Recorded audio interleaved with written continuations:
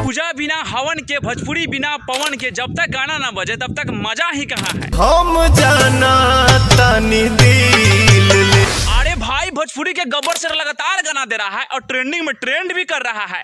नहीं नहीं मैं सब जानता हूँ। अरे यही आवाज के तो पूरा दुनिया दीवाना है यार। क्या बेहतरीन गाना लाते हो। अरे यही डांस तो हर एक युवाओं के दिल के धड़कन पे राज करता है। क्या बात कर रहे हैं। अगर हम बात करते हैं इसका वीडियो क्वालिटी का तो काफी लाजवाब है। एक पार्क में शूट किया गया और भाई इसका म्यूजिक कई दिलों के धड़कन पे राज ही करता है। अरे आपका कैसा राइटर है यार, कितना बेहतरीन गाना लिखता है और कौन कलम से लिखता है। जो भी लिखता है ना काफी परफेक्ट ही लिखता है। जब भी पवन से गाना आता है ना मेरे भाई तो बड़े बड़े ट्रेंडिंग स्टार बुढ़िया बिस्तर बांधते हैं और लोग भाग जाइबे।